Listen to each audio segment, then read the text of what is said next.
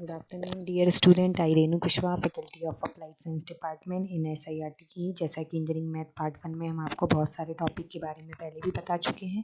आज का हमारा टॉपिक का नाम है सब ग्राफ्स। इससे पहले वाले टॉपिक्स में लेक्चर में हमने आपको ग्राफ थ्योरी के बारे में बताया था, ग्राफ्स क्या होते हैं, उसके टाइप्स के बारे में जाना था। आज हम उसी टॉपिक को, उसी लेक्चर को कंटिन्यू करते हैं।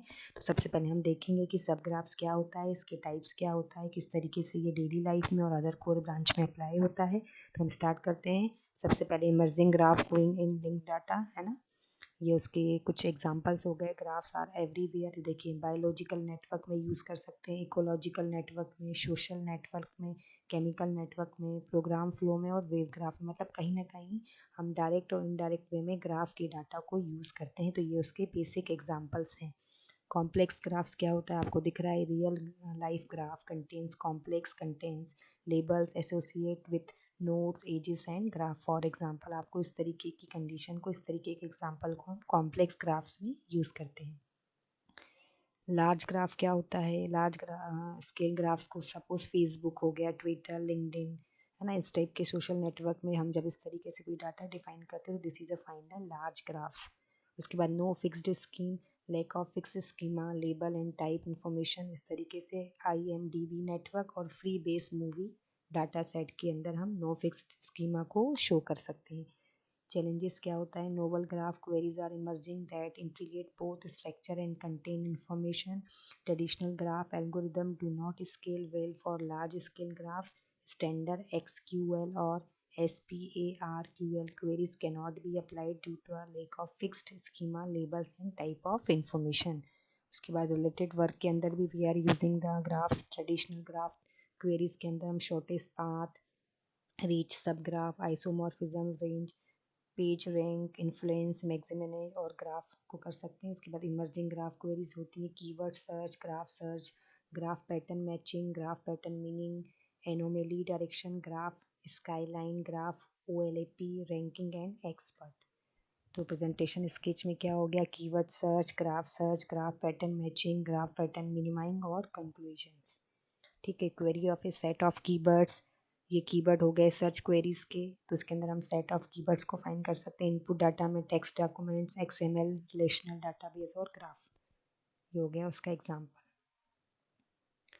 ठीक है, ये नेक्स्ट हो गया। क्वेरी कीवर्ड्स भी फाइंड कर सकते हैं with using graph theory also. Keyword search queries के अंदर हम इस तरीके से फाइंड कर सकते हैं डाटा। ये उसके एग्जाम्पल्स हैं different different. Limitation of keyword search क्या होता है, ये उसकी कंडीशन है ना।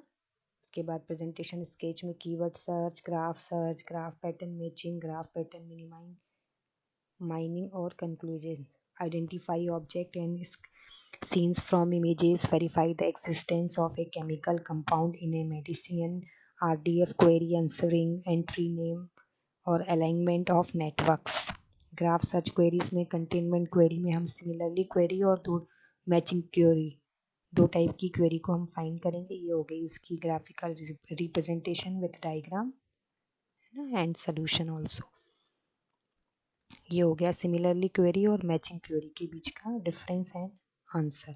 उसके बाद सब graph, isomorphism in NP heart, filtering and verification, filtering face and verification face, दो टाइप के फेस होते हैं। ये उसका डायग्राम हो गया विथ सोल्यूशन है ना। उसके बाद कंटेनमेंट क्वेरी, रिलैक्स्ड वर्क को भी हम फाइंड कर सकते हैं। ये उसका diagram with example C3 GC। ये हो गया graph isomorphism is neither known to be polynomial और NP कंप्लीट।